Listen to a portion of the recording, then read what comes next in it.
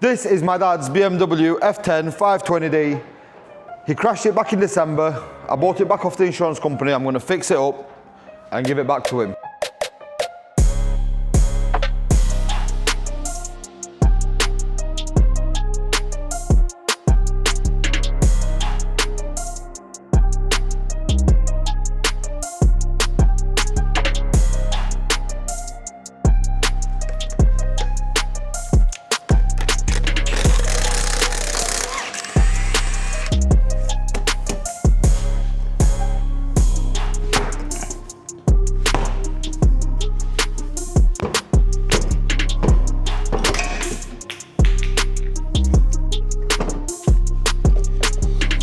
Now that we've got the wheel off, I can start stripping everything down, get all the arms out, wheel arch, wing, side skirt, and get all the new parts installed.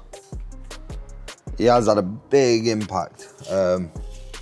This banana arm's bent, track rod end, inner rod bent.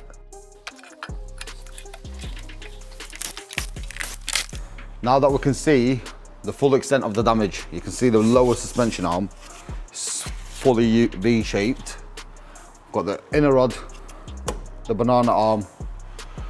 I'm not sure about the hub, but I'm gonna change the hub as well. I'm just gonna change the full assembly, just so we've got peace of mind. Let's get WD-40 on all the bolts first.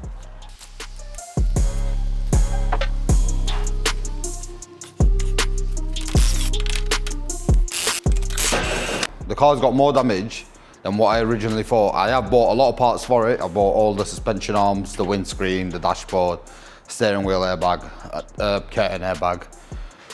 But I'm missing some small stuff, which I'll get ordered. Just like the track rod end. I've got the inner rod, but I thought the track rod end would come with it. That's not come. The wiring loom for the steering rack is ripped off as well, so I'm gonna have to get that ordered in. A couple of little plastic pieces underneath, trims. I can't see a bend on the anti-roll bar, but if there is, we'll just have to get it ordered and change it over.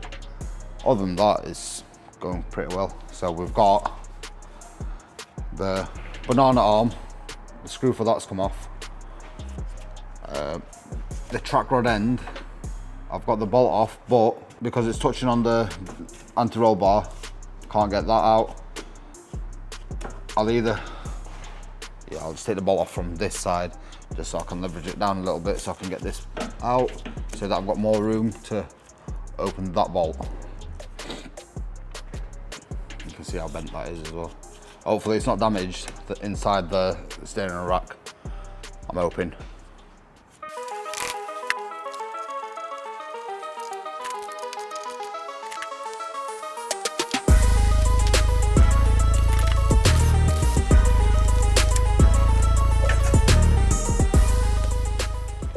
Look how bent that is. To be fair, the track rod end seems okay.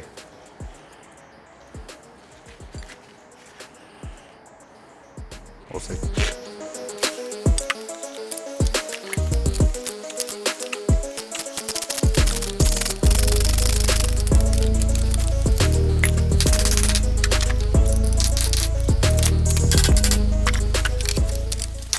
Look at the state of that arm. Look at this one. That's meant to be in a straight line. You can see how much it's bent in. Wow.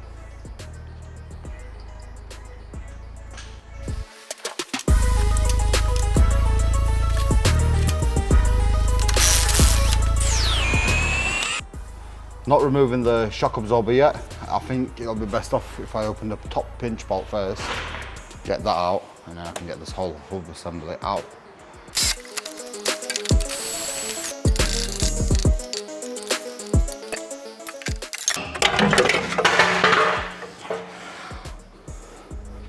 And we're out.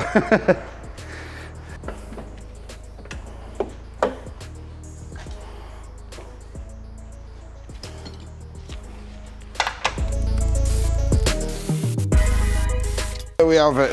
I've got that out as well. I'm not sure if that's bent, but I just didn't want to take the risk, to be honest with you. It's only 60 quid second hand, something stupid like that. So I thought I'd just get the whole thing. So we've got the parts off.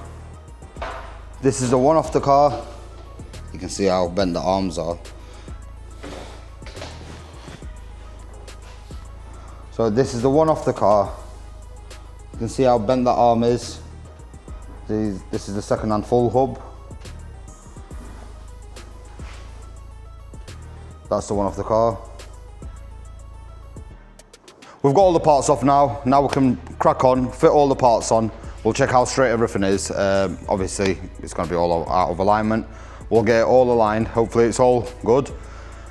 And then we can get onto the interior, the body work. I've got all the parts in the paint shop. It's all getting painted.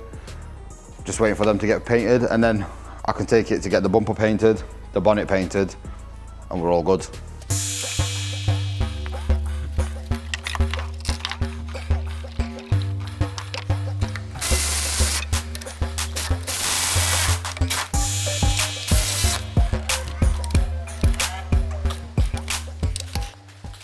We've got the new arms, new hub, same brake caliper, new suspension arm. We're not closing this bit off just yet. I need to change the front bumper, change wings and all that, so I've left them all off. We've got our new second-hand wheel on as well. Now that we've got all that sorted, now I need to change the Pyrofuse, then the steering airbag, dash airbag, seat belt airbags, not seat belt airbags, seat belts, the seat belt buckles, and the windscreen, but the windscreen can stay. I'll get someone to come out and do that.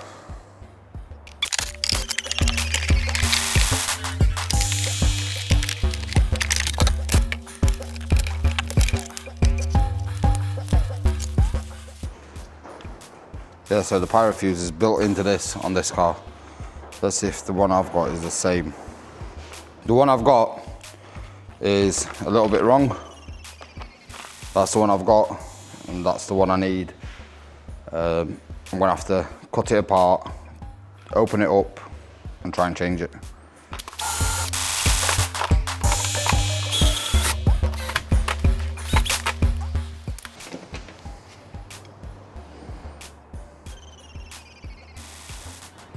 Right, I don't think we can swap this over, just due to the fact it is welded here. I'll try and get it out.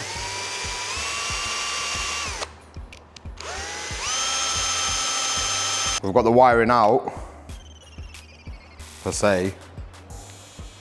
If we can get that one in, we can put some solder through it and get that working as well. So the idea I had, that was from a 1 Series. I drilled it, cut the wire, put the new one in, crimped it, and put some solder in it. Perfect. We've got no warning lights. Just tested it, it's all working.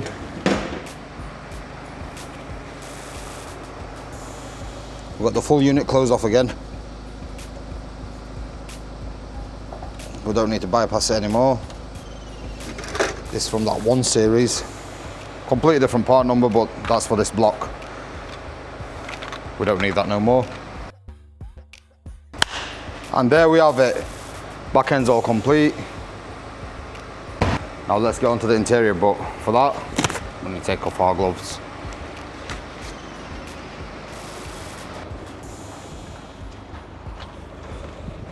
Let's go on a little test drive, see what we think. Let's cut this off.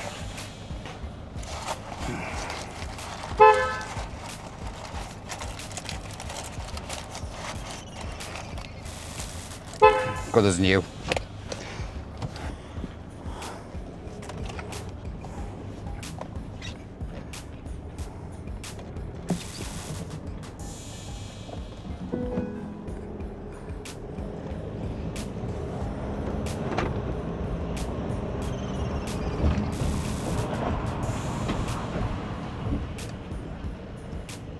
First thing first, we'll take the steering wheel airbag off.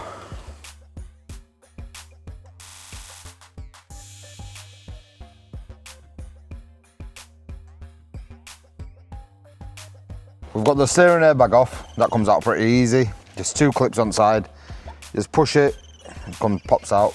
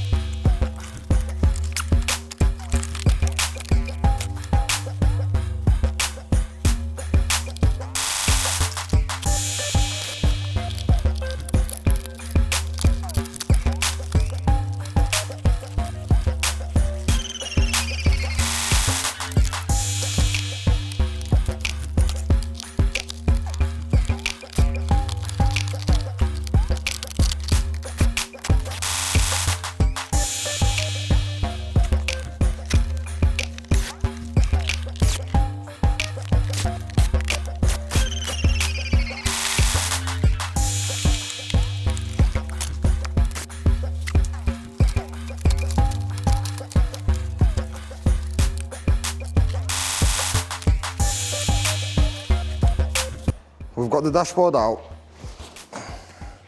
the dash is out, but the VIN number stays on the dashboard. So I've took the VIN number off, put the VIN panel on here, just glued it back up with the VIN number on there. I also swapped over the speakers as well. It is getting late, but we soldier on. I want to get this car done and out of here today.